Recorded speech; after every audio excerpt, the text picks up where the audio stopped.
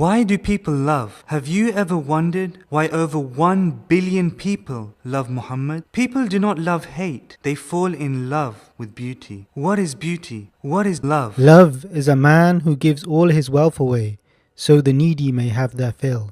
Love is a man who frees a slave, only for the slave to say, I would rather be your slave than a free man. Love is a king who sleeps on a straw bed. He wakes and marks are visible on his body. His followers cry, O my king, why do you pain yourself so? The king smiles.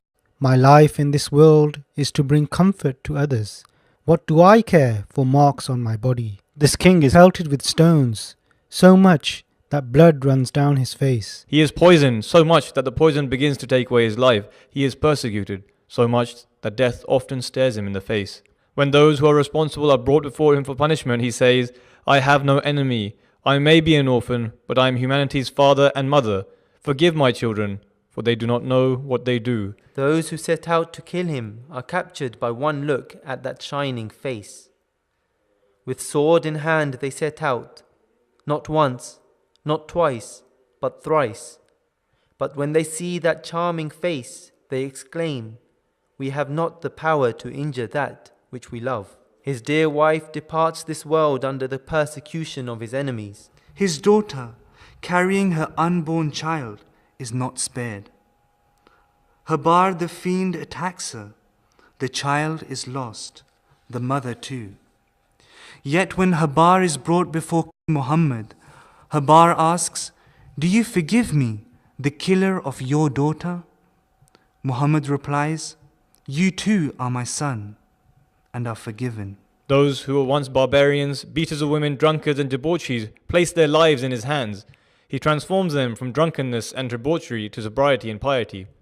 Barbarians are transformed into champions of peace. Beaters of women would now shed tears in remembrance of their crimes, begging for forgiveness. Human history has never seen such a complete transformation of a society, either before or since.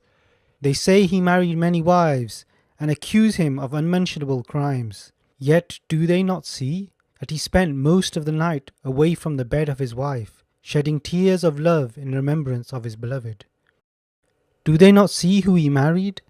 The widows who lost their husbands due to the persecution his followers suffered, the freed slave who no one would regard as an equal, the divorcees tainted by society, the Jewess with the marked face, so that his followers may understand that marriage should not be for the beauty that the eyes see, but marriage should be for the beauty that the heart sees.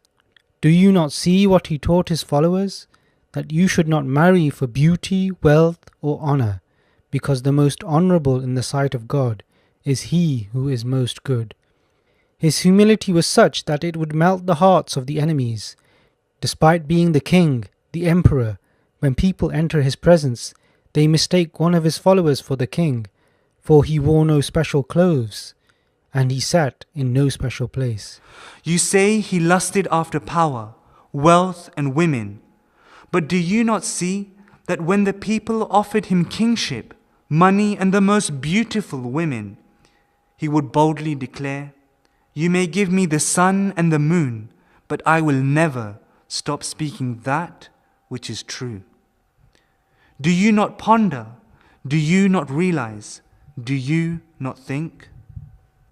Why is it that people followed him? He offered them no power, no wealth, no honor.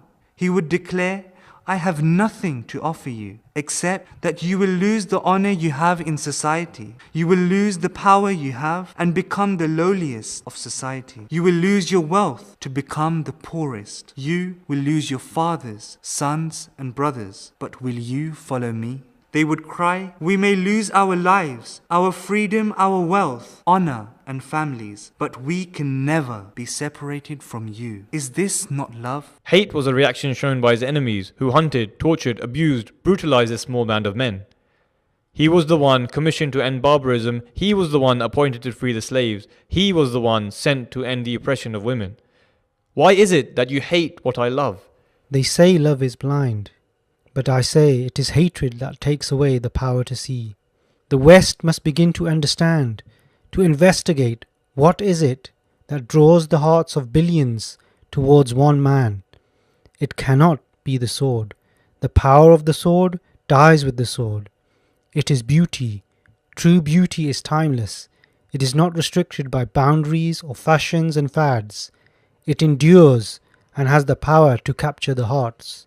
It was this sparkling beauty that captured the heart of Muhammad's first follower, his wife Khadija, who more than all others understood that beauty is Muhammad.